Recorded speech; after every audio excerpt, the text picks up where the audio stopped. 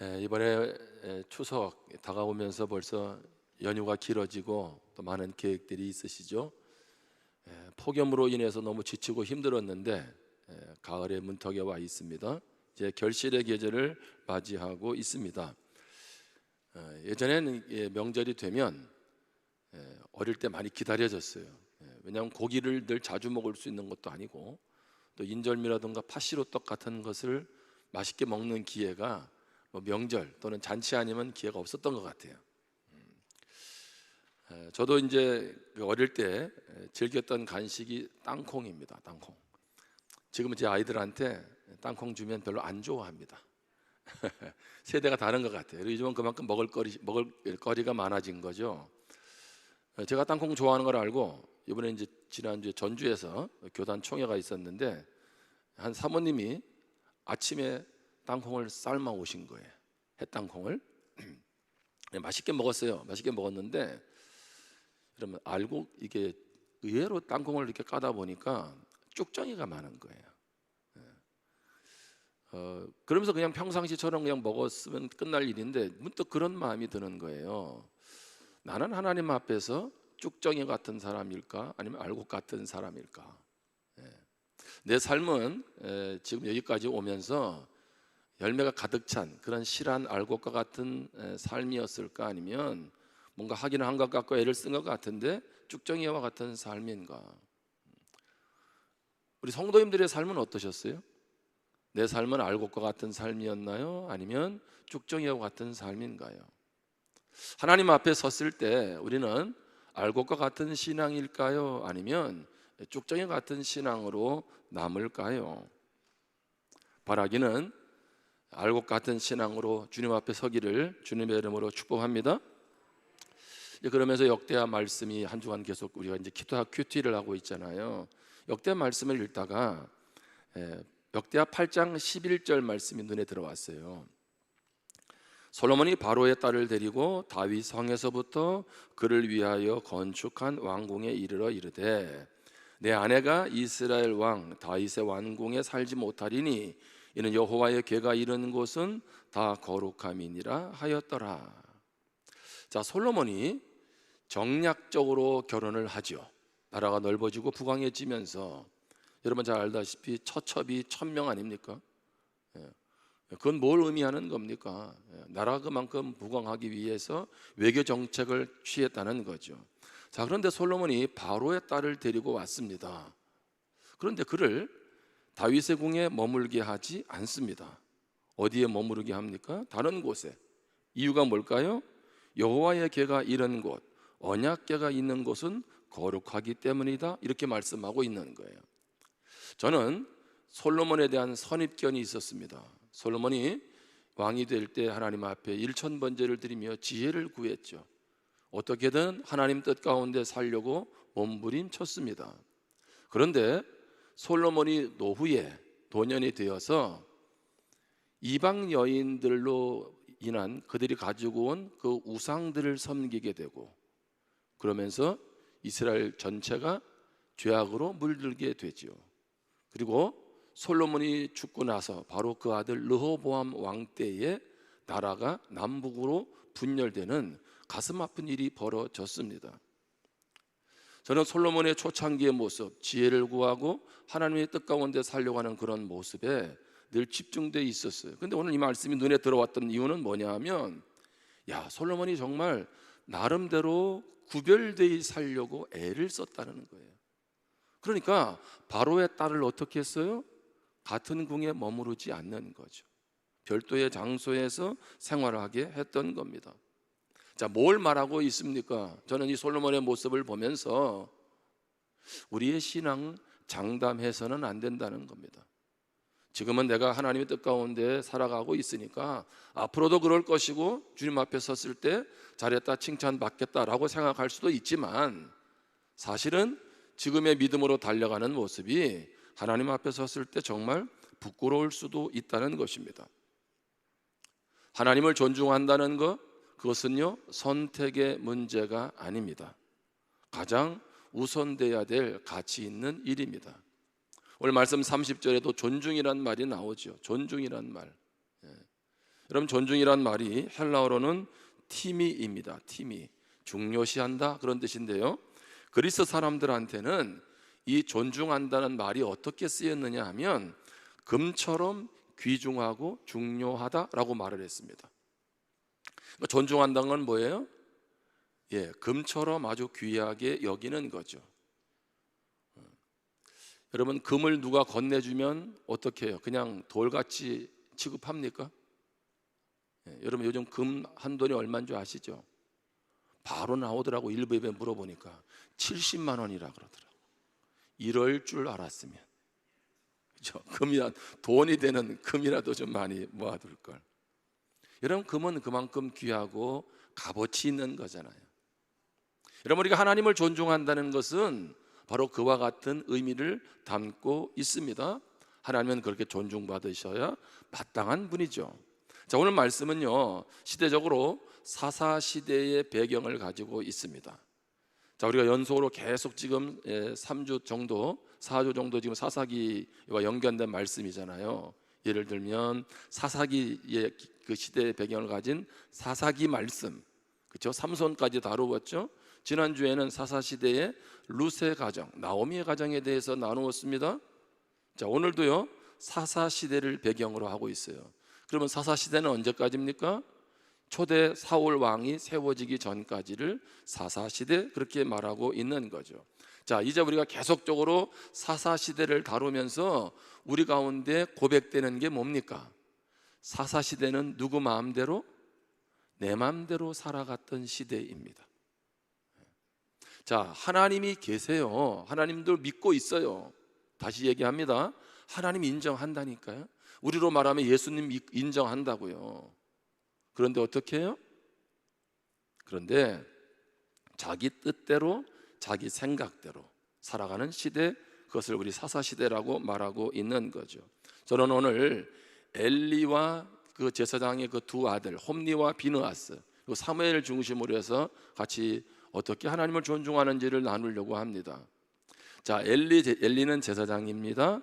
자, 그리고 두 아들 홈니와 비느하스, 두 아들이라고 하기도 했다가 홈니와 비느하스라고도 할 때 같은 말씀으로 이해하면 되죠. 자, 하나님을 존중한다는 것은 첫 번째로는요, 말씀을 존중하는 것입니다.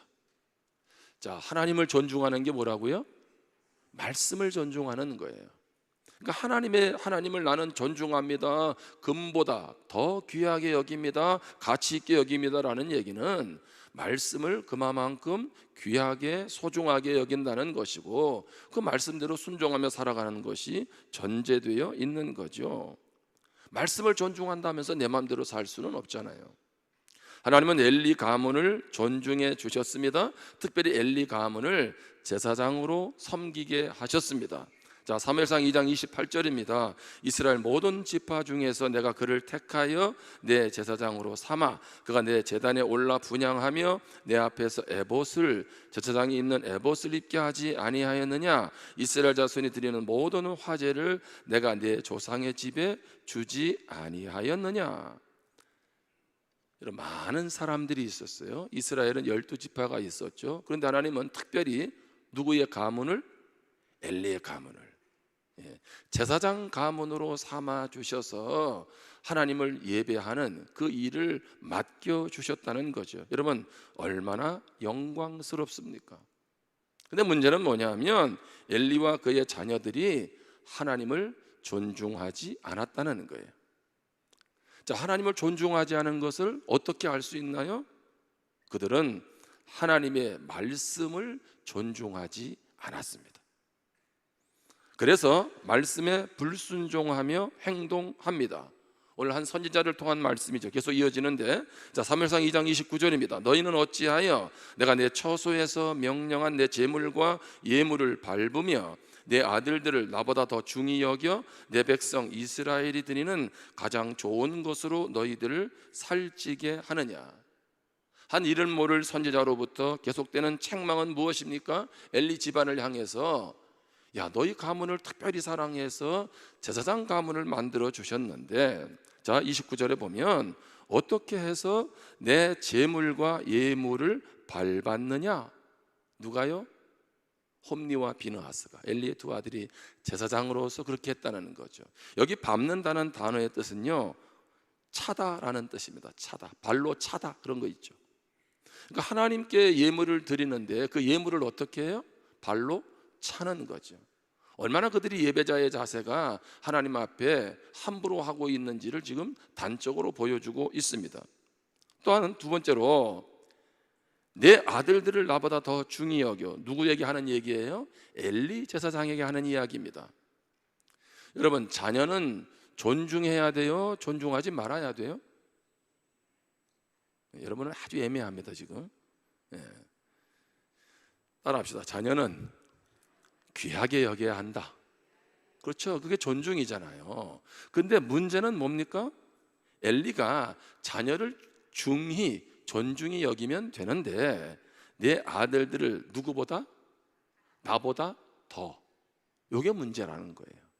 자녀를 소중하게 여겨야죠. 자녀를 아껴야죠. 인격적으로 대해야죠. 근데 하나님은 뭘 말씀하고 있는 거예요? 근데 누구보다는? 나보다는 우선순위가 되어서는 안 된다는 거예요. 엘리는 지금 우선순위가 뒤바뀌어 있는 거죠. 더가 문제였어요. 더 중히 여기는 것이. 뿐만 아니라 내 백성 이스라엘들은 가장 좋은 것으로 너희들을 살찌게 하느냐. 무슨 얘기입니까? 제물을 드릴 때 자기들이 먼저 원하는 것들을 취했습니다. 자, 사무엘상 2장 12절 이하로 보면요, 자, 백성들이 이제 제물을 가지고 와요. 이제 고기를 삶아서 이제 하나님께 일부를 드려야 되는데, 자, 그럴 때 되면은 홈니와 비느하스가 제사장임에도 자기 사환을 보내는 거예요. 사환을 보내서 쇠 살고리를 가지고 먼저 자기들이 좋은 것을 쇠 살고리로 고기를 갖다가 담아내는 겁니다. 하나님께 먼저 드려야 되는데 자기들이 먼저 좋은 것을 취하기 위해서 쇠 살고리를 가지고 집어 올리는 거죠. 뿐만 아니라 사람들이 기름을 태우기도 전에 사환을 보내서, 야, 우리 제사장 그 두 분은 삶은 고기 별로 안 좋아해. 생고기를 줘. 그렇게 하면서 먼저 좋은 고기를 가지고 가는 거예요. 한마디로 뭐예요? 탐욕에 눈이 멀어 있는 거죠. 근데 하나님은 이를 두고 뭐라고 말씀하시냐면 사무엘상 2장 17절입니다. 이 소년들의 죄가 여호와 앞에 심히 크면 그들이 여호와의 제사를 멸시함이었더라. 성경은 의도적으로요, 홈니와 비느하스를 소년이라고 말을 해요. 이 소년들의 죄, 홈니와 비느하스 제사장의 죄가 얼마나 크냐 하면 여호와의 제사를 멸시했다. 단순히 원하는 것을 취하는 욕심을 넘어서서, 여기 멸시라는 말은요, 신성모독, 그것을 의미해요. 신성모독. 그렇게 쇠살고리로 원하는 고기를 취하고 생고기를 먼저 하나님 앞에 드리기 전에 취하는 것, 그것은 바로 신성모독이라는 겁니다. 자, 이것을 넘어섭니다. 자, 사무엘상 2장 22절에 보면 엘리가 매우 늙었더니 그의 아들들이 온 이스라엘에 행한 모든 일과 해망문에서 수종드는 여인들과 무엇하고 동침하였음을 듣고. 자, 지금 여러분 이렇게 쉽게 생각할 수도 있잖아요. 여기 엘리의 두 아들 홈니와 비느하스는 우리로 말하면 뭐 목사님 정도 안 되겠어요? 뭐 부교역자 이렇게 표현할 수도 있겠죠. 자, 그런데 이들이 지금 무엇하고 있어요? 또 다른 여인들에게 지금 음란죄를 범하는, 성전에서 수종드는 여인들과 동침하고 있는 이런 일이 벌어지고 있는 겁니다. 한번 가만히 한번 생각을 해보세요. 지금 뭐 하는 사람들이에요? 그냥 오늘날로 말하면 목사라고도 할 수 있다고요. 그런데 지금 뭐 하고 있는 거예요? 제사 지낼 때 자기들이 원하는 것 취하고 여인들과 지금 음란죄를 범하고, 이걸 뭐라 그래요? 갈 때까지 갔다, 이렇게 말하고 있는 거죠. 자, 그러면서 가만히 이 말씀을 생각해 봤어요. 성경은 다 기록하고 있지 않지만 여러분, 어느 날 갑자기 하나님께 드리는 제물을 가져갑니까? 어느 날 갑자기 아이고 내가 잠깐 음욕에 눈이 멀어서 여인과 동침합니까? 그렇지 않다는 거예요. 여기까지 왔다는 얘기는요, 얼마나 이들의 죄가 지속적이고 반복적인지를 보여주고 있는 거예요. 성경에서는 계속 그렇게 원어적인 표현을 쓰고 있습니다. 단회적이 아니었다는 거죠. 처음에는요, 하나님의 그 제사장으로서 주의 성전을 돌아볼 때 말 한마디 하는 것, 행동 하나 하는 것 때문에도 막 부담스러워하고 내가 하나님 앞에 이렇게 살면 안 될 텐데 라고 하면서 스스로 자책했을 거라고요. 근데 어느 순간부터 뭐예요? 하나님과 상관없어지는 거죠. 자기 원하는 대로 삶을 살아가기 시작하죠. 그러니까 어디까지 왔어요? 여기까지 왔다는 거죠. 지금 뭐를 지금 놓치고 있는 거예요? 엘리와 함께, 엘리 두 아들은요, 하나님께서 참아 주시는 것을 마치 그냥 죄를 반복하고 살아도 괜찮은 것처럼 해석하고 있었다는 것입니다. 한마디로 말하면 말씀에 거듭되는 불순종 속에서 영적 감각이 무디어진 것입니다. 여러분 꼭 기억하시기를 바랍니다. 성전에서 오늘날로 말하면 예배를 집례하는 제사장이라고 할지라도 그 직위가 그의 신앙을 지켜주지 않는다는 거예요. 오늘 이 말씀을 저에게 적용한다면 제가 부산 침례교회에서 목사를 한다고 해서 이 목사가 나의 신앙, 나의 삶을 지켜주는 것은 아니라는 거예요. 나의 신앙 보장하지 않는다는 거죠. 우리 성도들의 삶을 빗대어 본다면 내가 맡은 직분, 오랜 신앙 생활이 결코 나를 지켜주는 것은 아니라는 겁니다. 그러게 빌립보서 2장 12절에 보면 그러므로 나의 사랑하는 자들아 너희가 나 있을 때뿐 아니라 더욱 지금 나 없을 때에도 항상 복종하여 두렵고 떨림으로 너희 구원을 이루라. 여러분 오늘의 신앙 장담하지 말고 날마다 하나님 앞에 두렵고 떨림으로 살아가기를 주님의 이름으로 축복합니다. 성경은 이따금씩 한 번씩이 아니에요. 항상 하나님 말씀 앞에 복종하고 순종하면서 내가 이러다가 구원에서 멀어지는 것 아니야? 하나님으로부터 버림받은 인생 되는 거 아니야? 라고 스스로를 계속 점검하고 돌아보며 가야 한다는 겁니다. 그렇게 가는 것이 신앙생활입니다. 여러분 하나님을 존중하시기를 바랍니다. 그래서 그 말씀을 존중하시기를 바랍니다. 하나님은 그런 하나님을 존중하는 사람을 존중하시는 줄 믿습니다. 뿐만 아니라 하나님을 존중히 여기는 것은 오늘 말씀해 보니까 다음 세대로 이어져야 된다는 거예요. 우리 당대에서만의 하나님의 존중이 아니고 우리 가족들, 우리 다음 세대로 이어져야 한다는 것입니다. 여러분 별로 관심이 없을지 모르는데요, 지난 7월 말쯤에 독일 보훔에서 유니버시아드 육상이 있었습니다. 계주가 있었어요. 근데 유니버시 그 대회에서 우리 한국이 400m 계주에서 금메달을 땄습니다. 여러분은 별로 안 놀라시죠? 근데 한국의 육상의 그 지나온 시간들을 보면 400m 계주에서 우승한 거는요 처음이에요. 놀라운 것은요 4명의 100m 최고 기록을 다 더해봤자 41초 32밖에 안 돼. 각자 4명마다 최고 기록을. 그런데 계주에서 나온 그 합산 기록이 그거보다 2.82초가 빨랐어요. 그러니까 엄청나게 잘 뛴 거죠. 그 이상하잖아요.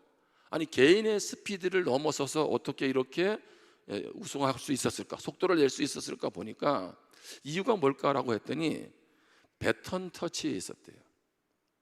이런 배턴이란 말보다는 저는 그냥 바톤이 익숙합니다. 이게 바톤. 여러분 달리기 할 때, 계주할 때 뭐를 넘겨줘야 돼요? 바톤을. 또 근데 제가 또 이렇게 또 말을 함부로 쓰면 안 되잖아. 배턴을. 그 배턴을 딱 이렇게 넘겨줘야 되는데 여러분 잘 알다시피 계주할 때 어떻게 합니까? 상대방이 너무 바톤 받을 때 빨리 가도 문제고, 그죠? 너무 천천히 가도 문제잖아요. 그러니까 이 타이밍이 정말 중요하잖아요. 그래서 우리 선수들이 어떻게 배턴 터치를 연습했나 보니까 둘이 이렇게 밥 먹으러 가거나 어디 걸어갈 때도 4명이서요 배턴을 이렇게 터치하는 걸 연습을 했대요. 연습. 여러분 한 번씩 이렇게 야구를 안 좋아하시는지 모르겠는데 야구 같은 거 보면요 운동 선수들이요 투수들이 야구공을 손에 가지고 있어요. 쉬면서도. 왜 그럴까요? 투수들이 야구공을 계속 만져. 왜 그럴까요? 감각을 익히기 위해서. 그 야구공의 그 실밥에 의해서 던지는 그게 아주 예민하대요. 그러니까 이걸 익숙하게 하기 위해서 계속 손으로 만져요. 여러분은 뭐를 그렇게 만지고 계세요? 와, 여기 답이 나왔네. 스마트폰. 성경 좀 만지시기 바랍니다. 아멘. 성경 좀. 늘 삶에서 자, 그걸 보면서요, 아, 그렇구나. 여러분, 계주에서 배턴 터치가 제대로 안 되면 그 경주는 끝난 거예요. 근데 한국 선수들이 얼마나 노력을 했으면 본인 기록보다 더 뛰어난 성적으로 우승을 한 거예요. 한번 따라하겠습니다. 신앙도 배턴 터치가 중요하다. 아멘. 여러분, 우리의 신앙이 왜 우리 후대들에게, 다음 세대에게, 가족들에게 흘러가야 될까요? 그것은요, 하나님의 복이 흘러가야 되기 때문인 줄 믿습니다. 여러분의 자녀를 여러분이 책임지는 게 낫겠어요? 하나님 아버지가 책임지는 게 낫겠어요? 한번 비교해 보세요. 비교가 불가하지 않겠어요? 그런데 여호수아가 죽고 나서 사사시대의 안타까운 모습이 오늘 말씀과 함께 두 가지가 나오죠. 자, 사사기 2장 10절입니다. 그 세대의 사람도 다 그 조상들에게로 돌아갔고 그 후에 일어난 다른 세대는 여호와를 알지 못하며 여호와께서 이스라엘을 위하여 행하신 일도 알지 못하였더라. 여호수아가 죽고 그와 함께 했던 믿음의 세대가 죽고 나니까 다음 세대가 뭐가 됐어요? 다른 세대가 됐어요. 하나님을 모른대요. 자, 이 말씀을 제가 이어서 풀어볼게요. 사무엘상 2장 12절입니다. 엘리의 아들들은 누구예요? 제사장입니다. 자, 그 아들들은 행실이 나빠 여호와를 무엇하였다? 알지 못하였다. 여러분, 이게 말이 됩니까? 하나님 성전에서 일하는 제사장이 누구를 몰라요? 하나님을 몰라요. 여호수아가 죽고 나서 그 다음 세대가 하나님을 모르는 다른 세대가 됐는데 그들도 하나님을 모른대요. 여러분, 그러면 이 말은 무슨 얘기예요? 하나님을 이론적으로 모른다는 거예요? 아니죠. 지식적으로는 알아요. 그런데 하나님과 체험적인 지식이 없는 거예요. 삶이 없는 거죠. 하나님과 인격적으로 만나지 못한 거예요. 그러니까 홈리와 비느하스도 제사장은 했어요. 오늘날 말하면 목사라니까 앞에 설교도 하고 신방도 하고 할 거 다 했다니까요. 근데 누구를 몰라요? 하나님을 몰라요. 마치 그 시대에 많은 사람들이 하나님을 모르는 것처럼. 다시 얘기합니다. 여호수아가 죽고 나서 이스라엘 백성들은 하나님께 예배 안 했습니까? 헌신 안 했나요? 그렇지 않아요. 근데 뭐예요? 하나님을 모른다 그래요. 경험적으로 그들이 하나님을 경험하지 못하고 있는 거죠.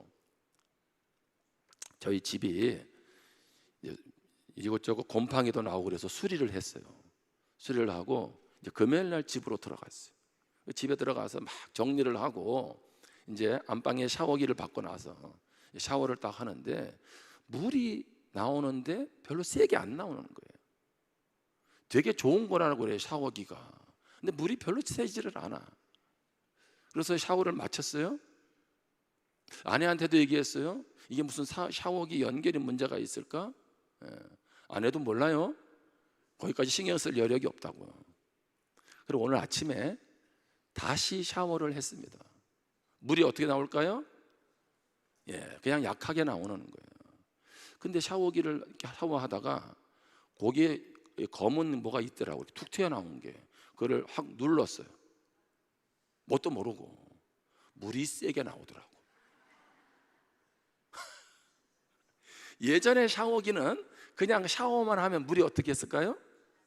세게 나왔어요. 근데 이번 샤워기는 좋은 거예요. 그래서 처음에는 약하게 나오지만 내가 좀 강하게 하고 싶으면 어떻게 돼요?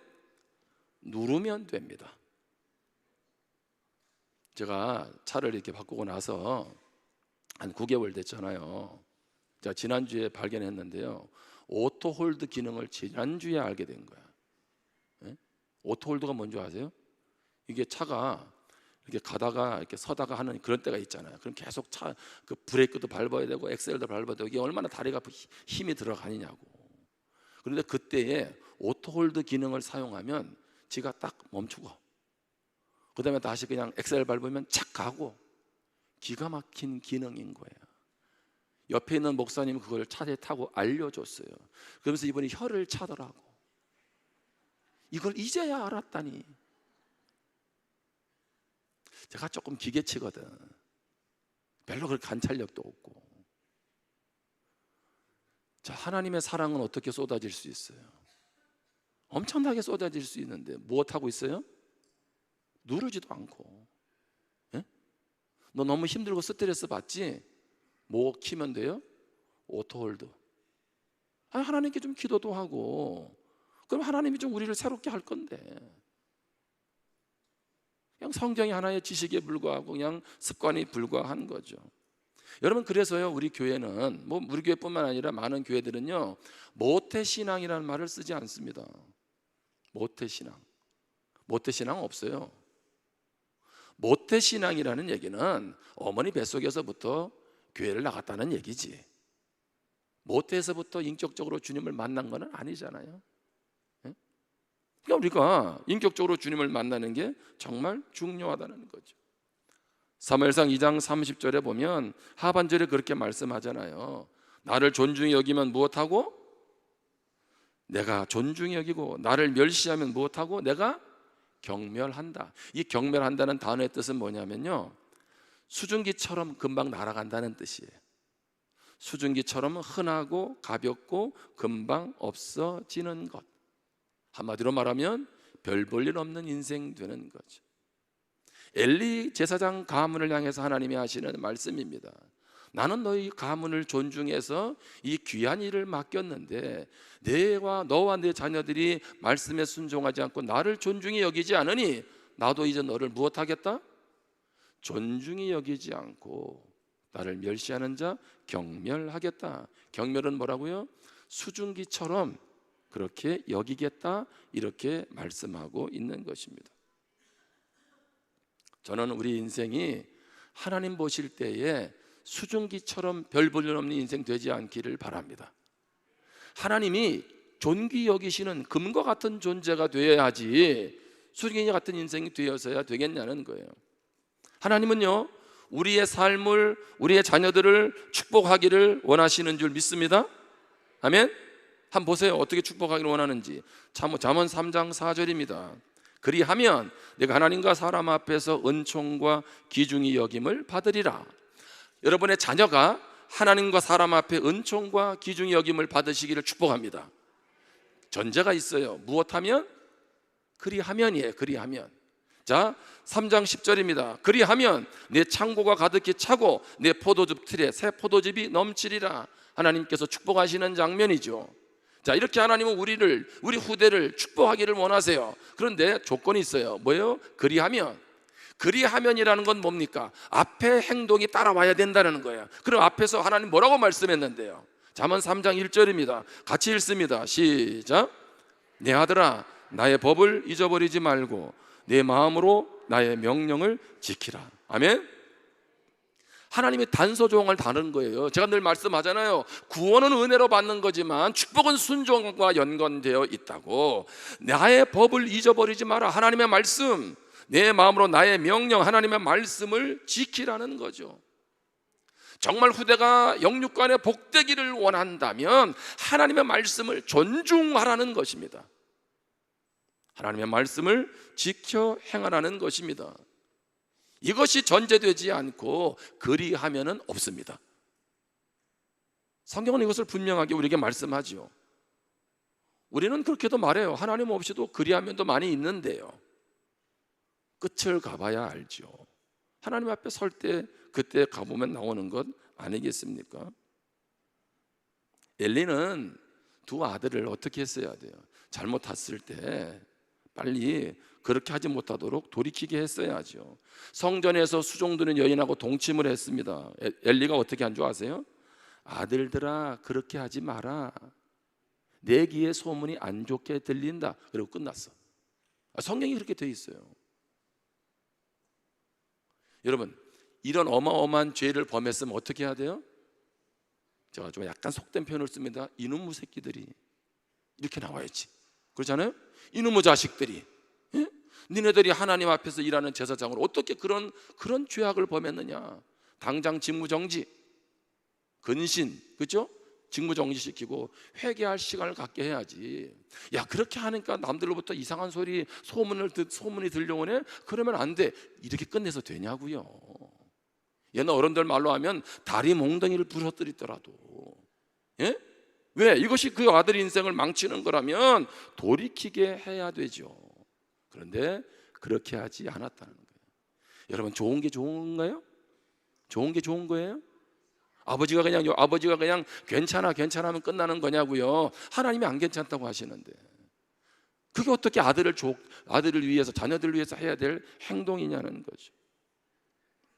이 시대를 하나님 뭐라고 말씀합니까? 사무엘상 3장 1절에 보면 이 사무엘이 엘리 앞에서 여호와를 섬길 때에는 여호와의 말씀이 희귀하여 이상이 흔히 보이지 않았더라. 이 엘리 제사장, 두 아들이 제사장으로 이 시대를 뭐라고요? 하나님의 말씀이 희귀했다, 이상이 흔히 보이지 않았다. 사무엘이 엘리 앞에 있을 이 시대를 그렇게 표현하고 있는 거죠. 한마디로 말하면 무엇입니까? 영적 기갈의 시대입니다. 영적 기갈의 시대. 여러분, 그런데 여기서 우리가 놓치지 말아야 될 게 있습니다. 야, 엘리 제사장도 그랬고 그 아들 홈니와 비느하스도 그랬고 뭐 시대도 그렇고, 그러니까 뭐 우리 후대들이 하나님을 머리로 알지만 믿음으로 안 사는 거 당연한 거야 라고 생각할 수 있어요. 근데 성경은 뭐라고 말하고 있어요? 말씀도 희귀하고 하나님의 음성도 들리지 않는 그런 시대에 하나님은요, 사무엘에게는 그렇게 하지 않았어요. 자, 그의 어머니 한나를 보세요. 아들 없을 때 무엇했어요? 기도하니까 하나님이 응답해서 사무엘을 주셨죠.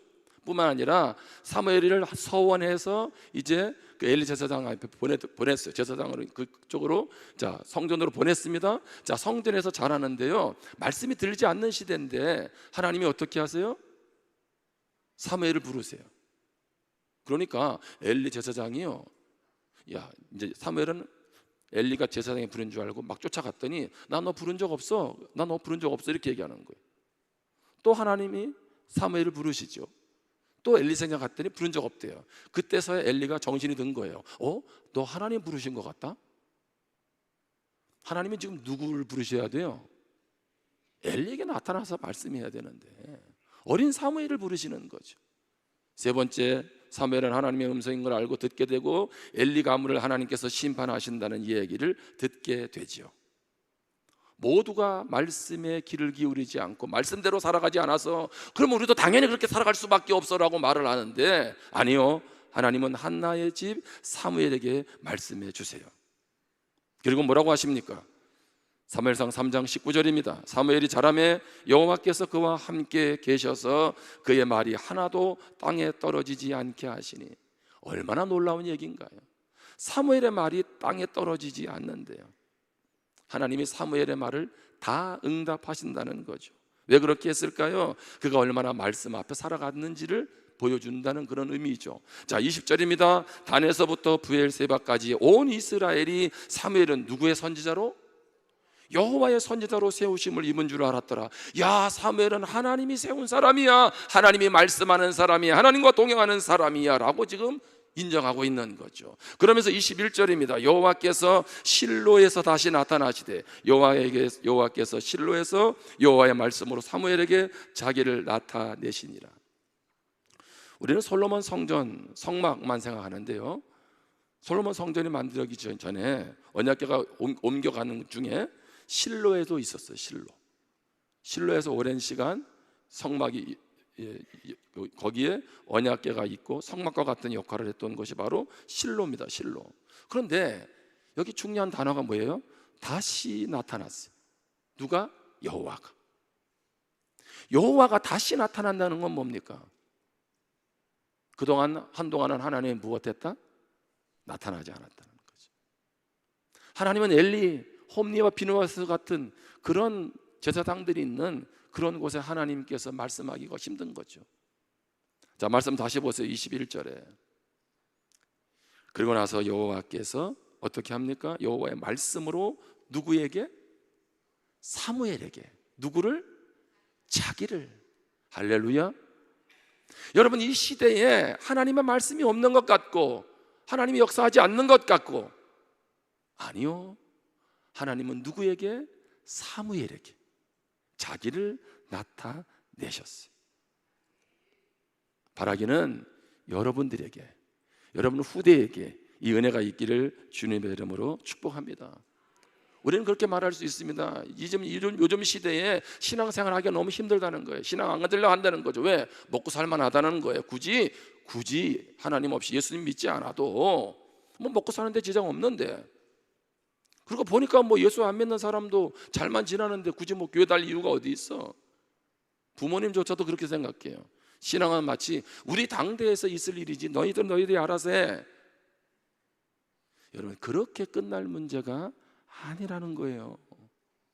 신앙이 전수되고 안 전수된다는 것은 그 인생의 성공과 실패가 달려있는 정말 중요한 일입니다. 여러분의 자녀를 하나님이 존중해 주시는 인생이 되면 좋겠어요? 아니면 하나님께서 경멸하고 멸시하는 인생, 수증기처럼 취급하는 인생이 되면 좋겠습니까? 남들이 아니라 하더라도 이 신앙의 가치가 얼마나 중요한지를 알기에 우리는 오후에도 그로잉 이오이 하는 거예요. 쉬면 좋죠. 근데 아이들을 돌보기 위해서 선생님들이 애를 쓰죠. 다음 세대를 위해서 9시에 와서 교사들이 예배드리고 어떻게 하든지 돌아보려고 애쓰고 있는 겁니다. 제가 말씀을 마무리하면서 한 가지 부탁합니다. 이번 추석 연휴는 길어요? 짧아요? 길어요. 엄청나게 길어요. 그죠? 그래서 제가 이제 여러분에게 팁을 드리는데, 가족들하고 만나서 맛있는 것도 먹고 여행도 가시고 즐겁게 보내시기를 바랍니다. 그런데요, 노는 것도 하루 이틀이지 어떻게 10일 동안 놀기만 하겠냐고. 그러면 어떻게 해야 돼요? 짬을 내셔야 돼. 자, 오늘부로 일주일간을 기도하셔야 돼. 뭘 기도하냐면 우리 가정에 믿지 않는 자녀, 부부 위해서 기도하세요. 뭐를 기도해요? 하나님 틈을 주세요. 이번에 잘 먹고 잘 쉬다가 가장 분위기 좋을 때 무슨 얘기예요? 신앙에 대해서 나누라는 거예요. 자녀가 신앙생활 안 하면 윽박 지르지 마세요. 왜? 너는 어떻게 신앙생활을 안 하게 됐냐? 너는 예수님에 대해서 어떻게 생각하는데? 엄마 아빠는 나는 예수님 안 믿어도 살 것 같아요. 그럴 때 이놈의 새끼 그러면 안 됩니다. 속은 안타까워도 어떻게 해야 돼요?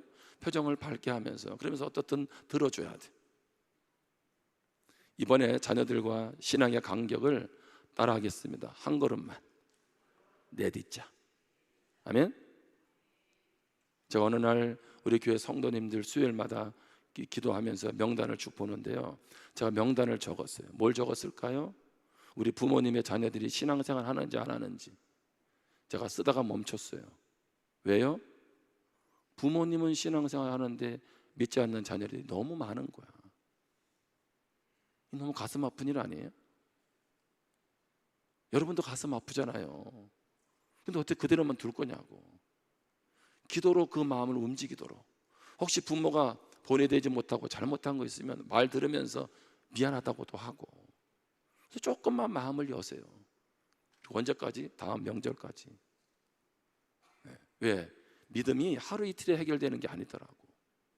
그러나 얘야, 여보, 나는 당신을 위해서 기도하고 있다고. 그래도 믿음으로 가는 게 너무 감사하더라. 이 믿음으로 너도 살아가면 좋겠다. 사무엘의 이름이 뜻이 뭔가요? 사무엘의 이름의 뜻은 하나님이 들으신이라는 말이에요. 하나님이 들으신. 한나의 기도를 하나님이 무엇했어요? 들으셨어요. 그게 뭐예요? 사무엘이에요. 여러분의 인생이 사무엘 되시기를 바랍니다. 할렐루야. 하나님이 들으세요.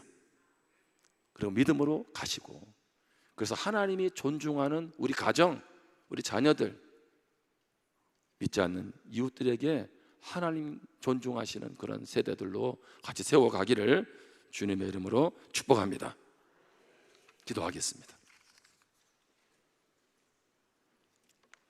우리 주신 말씀을